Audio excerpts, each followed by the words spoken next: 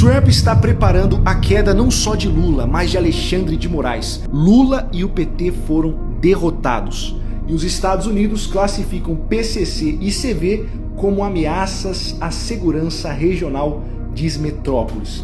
Lula está desesperado com tudo isso que está acontecendo e já reagiu à decisão de Trump. Rony, arquiva essas denúncias aí do Banco Master, porque nós vamos ter problemas para explicar isso aí. Eu, o Gilmar e o Toffoli tivemos com Daniel Forcaro várias vezes. Nós temos vários negócios juntos, inclusive nós advogamos para ele. Eu estou aqui tentando calar a imprensa que fez um alarde ontem, aquela lá da Globo. Eu tive que dar um cala-boca nela. E esse contrato aí de 129 milhões da minha esposa com o Banco Master vai dar muita conversa ainda. Então arquiva isso aí por gentileza. Mais tarde conversamos. Gente, vocês não vão acreditar o que está acontecendo aqui nos Estados Unidos. Donald Trump, em coletiva de imprensa, deu o último aviso e o ultimato para o Brasil. Ele disse, parafraseando: ou vocês me entregam a cabeça do Alexandre de Moraes, ou todo mundo vai pagar pela sua tirania. Donald Trump não está brincando. Toda vez que ele entra num conflito, ele entra para ganhar. O Lula está aí se achando que a caneta do Alexandre de Moraes vai proteger ele. Estou aqui no Congresso, vamos protocolar pedido de impeachment do Alexandre de Moraes por todos esses escândalos que vocês estão vendo. Mas não é um pedido qualquer. É um pedido muito bem fundamentado, com fundamentação jurídica que até hoje não teve. Até aqui, todo mundo sabe que Moraes praticou muitos e muitos abusos. Mas dessa vez, a fundamentação do pedido de impeachment é com base nas provas periciais obtidas pela Polícia Federal na perícia feita no celular do Gorkari. Movimentações atípicas. Alexandre de Moraes, mostre o valor das movimentações. Tenha caráter. Mostre o valor das movimentações. É só tentativa de desgaste. Isso é bem claro, Alexandre de Moraes. A minha esposa não tem escritório de advocacia. Mostre a verdade. Você está ajudando a enterrar o Brasil por questão pessoal. Não sei o qual, mas é pessoal. Vocês botarem um pinguço para dirigir o Brasil, um cara sem qualquer responsabilidade, que tem um rastro de corrupção, um rastro de deboche para com a família brasileira, de ataques a padres, a pastores, de ataque às Forças Armadas, de ataque aos policiais. Vocês acham que vai dar certo? Eu sou Dona Vivi, esposa do Xandão.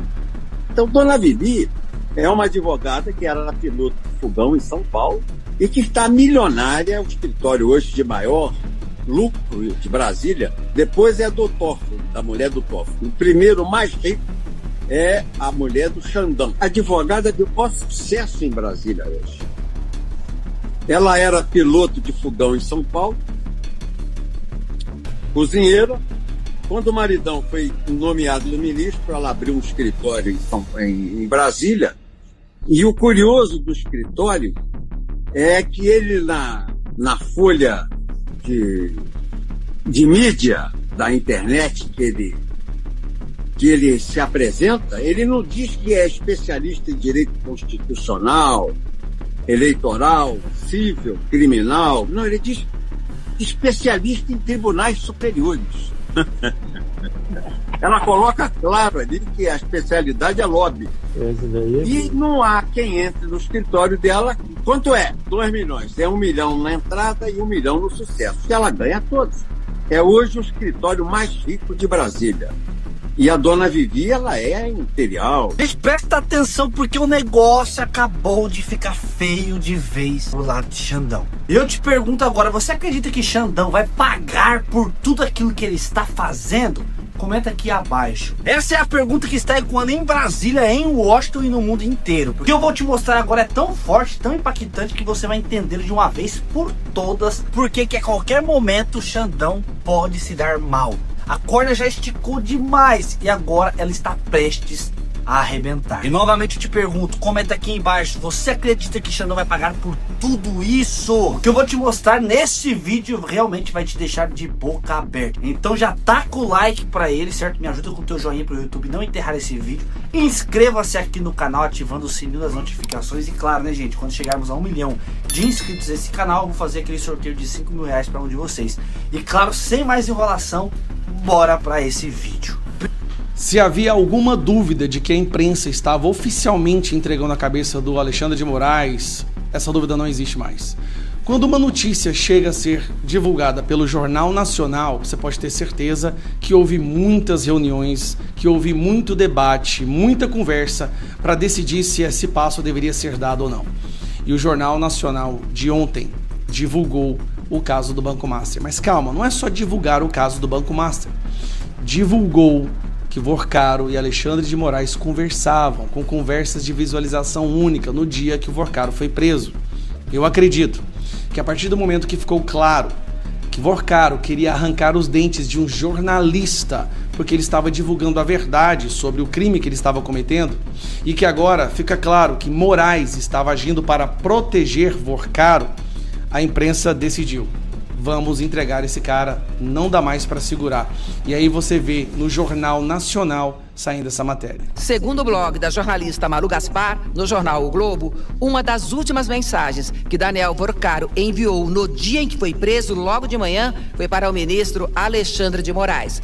No dia 17 de novembro, o dono do Banco Master escreveu para o ministro: fiz uma correria aqui para tentar salvar. Alguma novidade? Conseguiu ter notícia ou bloquear? Segundo o blog, Alexandre de Moraes respondeu logo, mas não é possível saber o que ele disse, porque o que se segue são 3 mensagens de visualização única, do tipo que se apaga assim que o destinatário as lê. Que é um método que criminosos usam para poder articular os seus crimes sem deixar rastros. Eu achei isso muito interessante.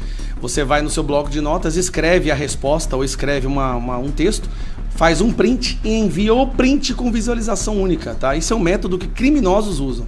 Mas a gente descobrindo agora que também o nosso ministro do STF. Daniel Vorcaro também falou sobre uma reunião no Palácio do Planalto com o presidente Lula em dezembro de 2024. Como foi? Foi ótimo, muito forte. Ele chamou o presidente do Banco Central, que vai entrar, 3 ministros. O Palácio do Planalto repetiu. Lula chamou 3 ministros para participar da reunião com o Vorcaro, hein? Hoje o que já tinha dito sobre o encontro, que ele foi intermediado pelo ex-ministro Guido Mantega, que os ministros... E Guido Mantega recebia também dinheiro do Vorcaro, tá? Rui Costa, da Casa Civil, e o Rui Costa foi onde começou o escândalo. Guido Mantega, que os... lá na Bahia, através do Banco Máximo, tá? Ministros Rui Costa, da Casa Civil, e Alexandre Silveira, de Minas e Energia, participaram. E que com a reunião já em andamento, o presidente Lula mandou chamar Gabriel Galípolo, que assumiria a presidência do Banco... Que colocou em sigilo as conversas que ele teve com Alexandre de Moraes. Banco Central, 1 mês depois. E que o presidente recebe todo empresário e pessoas que procuram por ele. Fora da agenda, lembrando, ele recebeu fora da agenda e chamou 3 ministros e o presidente do Banco Central. Mas não é isso o foco principal aqui, sinceramente. O foco principal é justamente isso aqui sendo passado no Jornal Nacional. Por mais que você odeie a Globo, eu odeio também, aqui milhões de pessoas foram alcançadas e neste momento, esse é um momento histórico, nesse momento a Globo está cortando relações, não defende mais, está entregando a cabeça de Alexandre de Moraes, porque a verdade é que ele se tornou uma pessoa indefensável.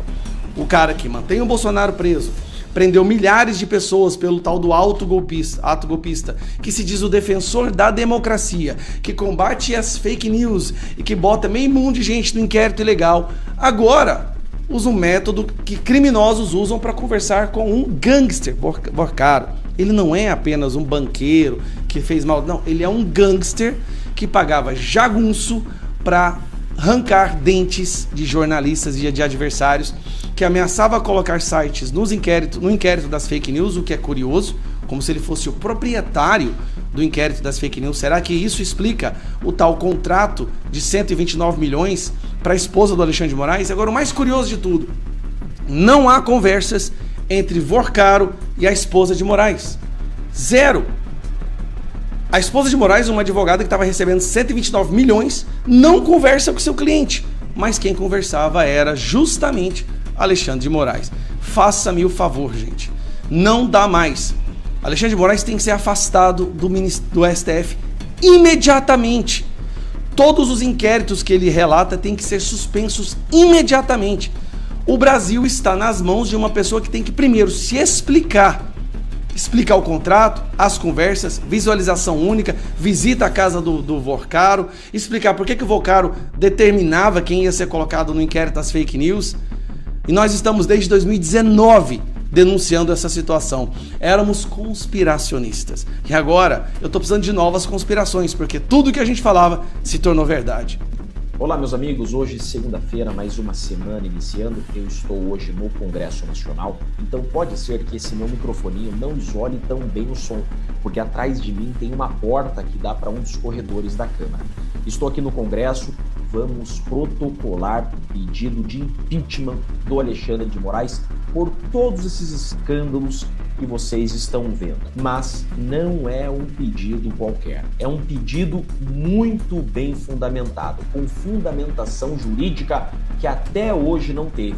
Até aqui, todo mundo sabe que Moraes praticou muitos e muitos abusos. Mas dessa vez, a fundamentação do pedido de impeachment é com base nas provas periciais obtidas pela Polícia Federal na perícia feita no celular do Vorcaro. Então, eu trarei ainda novidades para vocês sobre esse pedido de impeachment. Mas o que eu quero falar com vocês agora é sobre a matéria do Fantástico de ontem, que fez uma reportagem mostrando como a Polícia Federal, por meio de perícia, chegou até o celular do Alexandre de Moraes. Moraes comprou briga com a Globo. Ele emitiu notinha tentando desmentir a Malu Gaspar, dizendo que aquele celular não era dele, que o número de celular não era dele, que Malu Gaspar, ele deu a entender, mentiu porque ela buscou elementos da CPI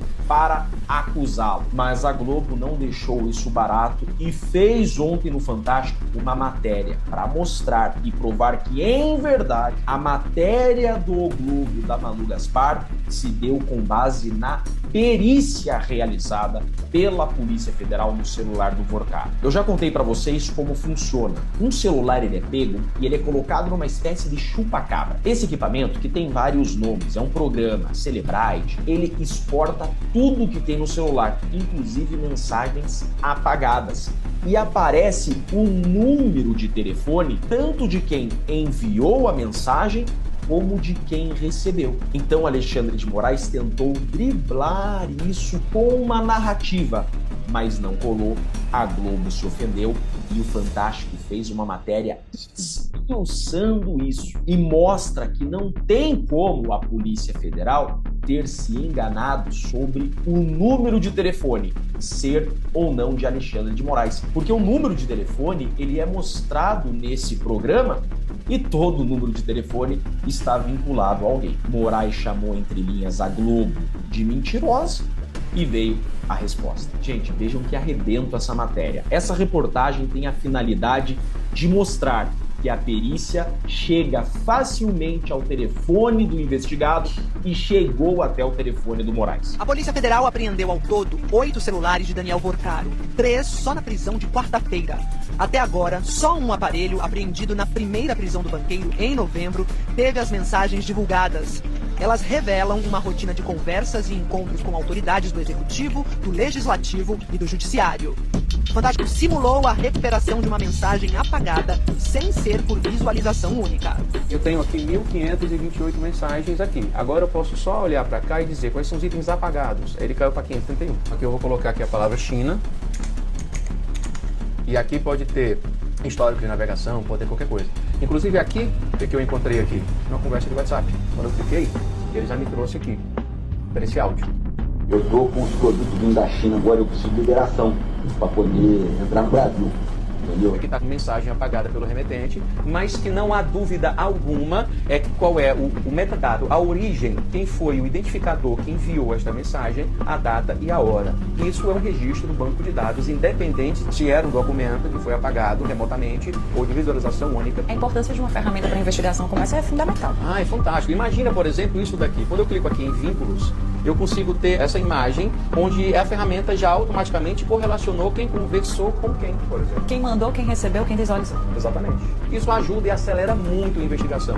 Vocês prestaram atenção no que o perito falou? Ele disse o seguinte: não há dúvida de quem é o remetente. Veja, ele não disse o nome do ministro Alexandre de Moraes, mas ele disse o seguinte: a conversa, a gente consegue saber quem enviou a mensagem e quem recebeu pelo número que é legível e aparece. Aqui está o tapa de luva. Ó, não vem de conversinha fiada, porque o nosso equipamento mostra o teu número de telefone. Essa é a finalidade dessa reportagem do Fantástico: dar uma resposta à nota do ministro Alexandre de Moraes. E vejam que eles colocam ali: tem mais coisa para vir.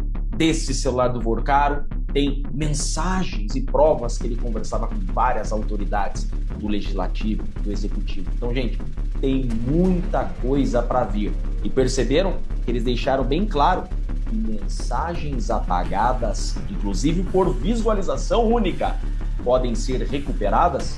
E foram.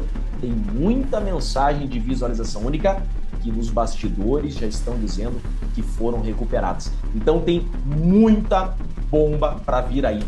Agora, quem imaginaria que a Globo ia começar a fazer matérias como esta? Fato é que o império de Alexandre de Moraes está ruindo. Por isso, estamos aqui no Congresso para protocolar novo pedido de impeachment para ele, pelos brasileiros e pelo Brasil. Eu sou Jeffrey Chiquini, sou advogado e deixo aqui um grande e forte abraço a todos. A prisão do ex-presidente Bolsonaro gerou uma reação imediata e calculada do governo americano. O que estamos vendo não são apenas notas de repúdio, mas a ativação de um plano estratégico, liderado por Donald Trump, para responder à altura. A ordem em Washington, segundo fontes, é clara: impor sanções severas que atingem o coração do Supremo Tribunal Federal, fazer com que as decisões recentes sejam profundamente lamentadas pelos seus autores. A gente precisa ir direto ao ponto, porque o que aconteceu nas últimas 48 horas em Brasília não foi apenas um evento jurídico ou policial. Foi, na minha visão, o início de uma nova era na política brasileira e principalmente nas nossas relações internacionais. A prisão do ex-presidente Jair Bolsonaro, que muitos tratavam como uma possibilidade distante ou apenas uma ameaça retórica, se concretizou. E a forma como ela aconteceu, ignorando laudos médicos, atropelando o devido processo legal e com uma justificativa que muitos juristas consideram frágil, acabou gerando uma onda de choque que atravessou as fronteiras do nosso país e chegou com força total em Washington. Para a gente entender o tamanho do problema que o governo brasileiro e o Supremo Tribunal Federal arrumaram para si mesmos, a gente precisa olhar para o contexto. A gente vive em um mundo onde os gestos importam, onde a diplomacia é feita de sinais. E qual foi o sinal que o Brasil enviou para o mundo ao prender o principal líder da oposição? O sinal foi o de que aqui a divergência política pode ser criminalizada. O sinal foi o de que as instituições que deveriam ser neutras parecem ter escolhido um lado. E esse sinal foi captado imediatamente pela maior potência do planeta. A reação do governo dos Estados Unidos não foi a de um observador distante, foi a de um ator envolvido, preocupado e, acima de tudo, indignado. Quando a notícia chegou ao presidente Donald Trump, a primeira reação dele foi de incredulidade. A gente viu os relatos de que ele, num primeiro momento, achou que fosse algum engano, alguma confusão, mas quando a ficha caiu, quando ele percebeu que o seu aliado, um homem que ele disse respeitar e considerar honesto, tinha sido colocado atrás das grades, o tom mudou. A tristeza deu lugar à determinação. E é aqui que a gente entra na parte que a grande mídia brasileira não está te contando com a devida profundidade. Eles querem que você acredite que tudo isso é apenas barulho, que as notas dos americanos são apenas protocolares. Mas não são. O que está em curso é uma operação de resposta. Uma operação desenhada para mostrar que existem consequências para quem atropela o Estado de Direito. Vamos analisar quem são as pessoas que estão falando. Não são estagiários, não são funcionários de baixo escalão. Estamos falando de Marco Rubio, o secretário de Estado, estamos falando de Christopher Landau, o vice-secretário, estamos falando de gente que tem a caneta na mão, que decide quem entra e quem não entra nos Estados Unidos, quem pode e quem não pode fazer negócios com bancos americanos. Quando essas pessoas vêm a público e usam termos como caça às bruxas, violação de direitos humanos e desmantelamento do Estado de Direito, eles não estão dando opinião. Eles estão construindo a base legal para agir. A declaração do Christopher Landau é, talvez, a mais pesada de todas. Ele disse que dói ver o ministro Moraes devastando o Estado de Direito e arrastando as relações entre as duas nações para o ponto mais sombrio em 2 séculos. Vocês têm noção do peso histórico dessa frase? Em 200 anos de história, com guerras mundiais, com ditaduras militares, com crises econômicas, nunca, segundo ele, a nossa relação esteve tão ruim. E ele aponta o culpado com nome e sobrenome. Ele diz que enquanto o Brasil deixar o destino dessa relação nas mãos de um único ministro, não há saída para a crise. Isso é um ultimato. É os Estados Unidos dizendo para o Brasil, ou vocês resolvem essa situação interna, ou vocês vão se tornar um pária diplomático. E a gente sabe o que acontece com países que viram párias para os americanos. Eles sofrem, a economia sofre, o povo sofre. E o plano de retaliação que está sendo desenhado em Washington é muito mais sofisticado do que uma simples nota de repúdio. Eles sabem que notas não funcionam com quem se acha dono da verdade. Eles sabem que a única linguagem que esse tipo de poder entende é a linguagem da perda. Perda de dinheiro, perda de prestígio, perda de liberdade. Por isso, a estratégia americana se baseia na Lei Magnitsky. A gente tem falado muito sobre ela aqui, mas é importante reforçar como ela funciona. Ela foi criada para punir violadores de direitos humanos ao redor do mundo, congelando seus bens e proibindo sua entrada nos Estados Unidos. O ministro Alexandre de Moraes já foi sancionado. Mas o que o governo Trump percebeu é que sancionar apenas ele não foi suficiente para parar a escalada autoritária. Pelo contrário, parece que a sanção serviu como combustível para que ele dobrasse a aposta e prendesse o Bolsonaro. Então, qual é a próxima fase do plano? É a expansão do alvo. É o que a gente chama de transbordo de responsabilidade. O governo americano, segundo as informações que chegam dos bastidores, está se preparando para aplicar sanções não apenas ao ministro, mas a toda a sua rede de apoio. Isso inclui, como a gente já viu, a possibilidade real de sancionar familiares, como a esposa do ministro, a advogada Viviane Barci. Essa é uma jogada de uma dureza extrema. Ao mirar na família, o governo Trump está dizendo que não existem santuários, que não existem esconderijos para o patrimônio de quem eles consideram violadores de direitos. Se o ministro usa a estrutura familiar para blindar seus bens, essa estrutura também se torna um alvo legítimo. É uma forma de asfixia financeira que atinge o indivíduo onde mais dói, na sua casa, no futuro dos seus filhos. Mas a lista não para por aí. A ameaça se estende aos cúmplices. E quem são os cúmplices na visão americana? São os outros ministros do STF que, por omissão ou por voto, validam os atos de Moraes. São os parlamentares, como o presidente do Senado e da Câmara, que se recusam a usar os freios e contrapesos da Constituição para parar os abusos. O recado do deputado americano Rick McCormick foi cristalino. Ele disse que Moraes e todos os que permitem seus abusos no STF e no Congresso brasileiro serão severamente punidos. Vocês conseguem perceber a mudança de tom? Antes, a crítica era focada em uma pessoa. Agora, ela se espalhou para todo o sistema. Eles estão dizendo que quem se omite também é culpado. Quem lava as mãos também está sujo. E essa ameaça tem o poder de causar um terremoto em Brasília. Porque a gente sabe que a lealdade no mundo político é muito frágil. Ela dura apenas enquanto os interesses convergem. No momento em que apoiar o Alexandre de Moraes passar a custar o visto para Disney, a conta no banco em Miami, ou a reputação internacional, a gente vai ver muita gente pulando do barco. E é exatamente isso que o plano americano quer provocar. Eles querem isolar o ministro, querem que ele se torne tóxico para os seus próprios pares, querem que o custo de mantê-lo no poder seja tão alto que o próprio sistema decida que é hora de se livrar dele. É uma estratégia de implosão. A gente viu, por exemplo, que o ministro Gilmar Mendes, em uma tentativa desesperada de manter a pose, disse que as sanções não afetam a vida institucional do país. Mas a informação que o Paulo Figueiredo trouxe é que, nos bastidores, o clima é de pânico total, que tem ministro chorando, que eles sabem que a coisa ficou séria. Quando a água bate no pescoço, a arrogância costuma diminuir rapidinho. E não podemos esquecer do impacto que isso tem na nossa economia. O Brasil não é uma ilha. Nós dependemos do comércio internacional, dos investimentos estrangeiros. Quando a maior economia do mundo diz que o nosso Estado de Direito está desmoronando, que não há segurança jurídica aqui, o investidor foge. O dólar sobe, a inflação volta. Quem paga a conta da irresponsabilidade de Brasília é o trabalhador, é a dona de casa, é o empresário que tenta gerar emprego. A prisão de Bolsonaro nesse cenário foi um tiro no pé monumental. Eles acharam que estavam demonstrando força, mas na verdade estavam apenas acelerando a sua própria queda. Eles uniram a oposição interna, acordaram quem estava dormindo e trouxeram para a briga o adversário mais perigoso que poderiam ter. Aqui dentro do Brasil, a reação também foi forte. A gente viu governadores importantes, como Tarcísio de Freitas, Ratinho Júnior e Cláudio Castro, saindo de cima do muro e criticando abertamente a prisão.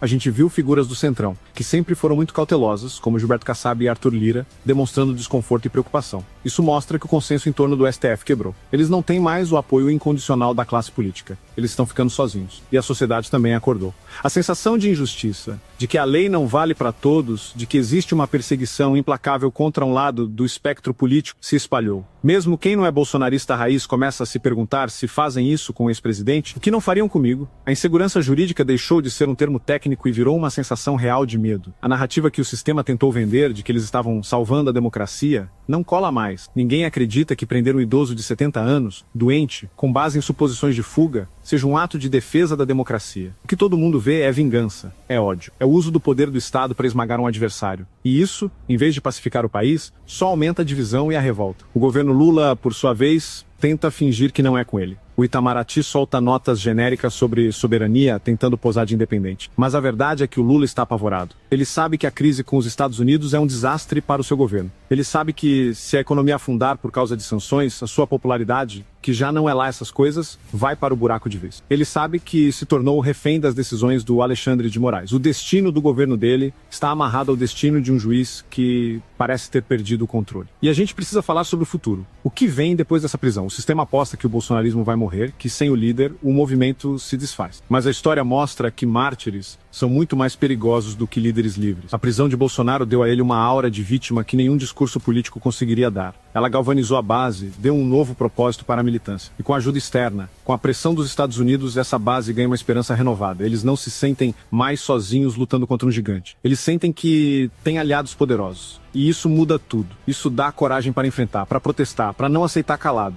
A estratégia de terra arrasada que o STF parece ter adotado pode acabar arrasando com eles mesmos. Eles esticaram a corda até o limite e agora ela está prestes a arrebentar. A vingança de Trump, as sanções, o isolamento internacional, a revolta interna, a crise econômica, tudo isso forma uma tempestade perfeita que pode varrer as estruturas de poder que se achavam eternas. Eu acredito que os próximos dias e semanas serão decisivos. A gente vai ver se o sistema vai ter a capacidade de recuar, de tentar buscar uma saída negociada como a prisão domiciliar ou se eles vão continuar na toada do confronto total. Se escolherem o confronto, eu temo pelo que pode acontecer com o nosso país, mas ao mesmo tempo eu tenho a esperança de que dessa crise possa nascer um Brasil mais forte, com instituições que realmente respeitem a lei e a vontade do povo. A lição que fica é que o poder sem limites é o caminho mais rápido para a ruína. O ministro Moraes, ao tentar ser tudo, ao tentar ser o juiz, o legislador e o executor, acabou se colocando em uma posição insustentável. Ele se tornou o problema. E na política, quando alguém se torna o problema, a solução costuma ser a sua remoção, seja pelo impeachment, seja pela pressão, seja pelo isolamento. A gente vai continuar aqui acompanhando cada passo, cada movimento. A gente não vai deixar que a verdade seja sufocada. A gente vai continuar a mostrar o que a grande mídia tenta esconder. Porque a nossa lealdade não é a homens ou a partidos. A nossa lealdade é ao Brasil, à liberdade e à justiça de verdade. Essa história da retaliação americana é a prova de que o mundo não está cego para o que acontece aqui. E que por mais que tentem nos calar, a nossa voz está sendo ouvida. A prisão do Bolsonaro não foi o fim. Foi o começo de uma nova fase, muito mais intensa e perigosa, da nossa luta.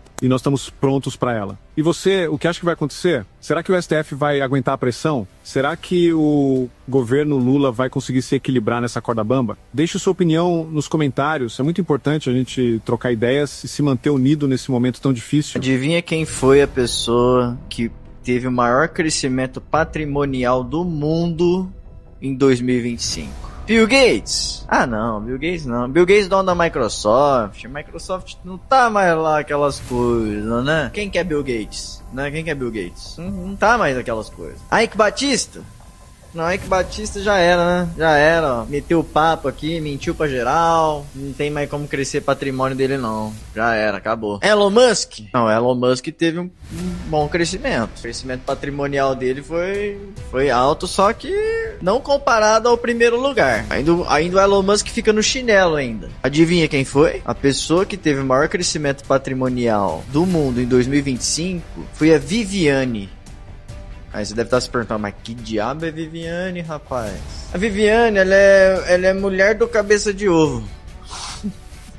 Só que a cabeça do... Esse aqui tá bronzeado. Esse aqui, a cabeça de ovo tá bronzeada. A cabeça de ovo, a outra é mais branco. É mais branco, cabeça branca. A Felizarda teve um aumento no seu patrimônio de 232% em um ano. Ela saiu de 24 milhões... pra 79 milhões de reais em um ano. Rapaz, ô primo rico, chama ela pro podcast aí pra ensinar nós, porque até então ninguém sabe como é que ela conseguiu essa fortuna toda. O marido ganha só 40 mil por mês, né? 40 mil por mês, aí tem um monte de gente que ganha e não consegue juntar um patrimônio desse aí não. Agora eu quero saber o que é que essa mulher tá fazendo. Que rapaz do céu, de 24 milhões pra 79 milhões, não é pouca coisa não, hein, tchão? Agora o problema é, né, que esse patrimônio, ele cresceu como mágica. É essa mágica que nós quer saber. Eu acho que ela não é economista, né? Ela é mago. É um mago. É uma bruxa. Uma bruxa. Ensina essa bruxaria pra nós. Pelo amor de Deus. Tá difícil, foi difícil 2025. Difícil. Meus amigos, tudo indica que a história virou que o sistema que achava que poderia tudo, que ninguém os alcançaria, agora está cercado de todos os lados. Internamente pela indignação do povo, né, gente? Politicamente pelo abandono dos aliados. E externamente pela pressão avassaladora dos Estados Unidos. E a pergunta agora é inevitável, como eu sempre pergunto aqui, será que agora chegou a hora de Xandão cair? Será que ele vai pagar por tudo aquilo que ele está fazendo? Será que a corda finalmente arrebenta do lado que puxou demais?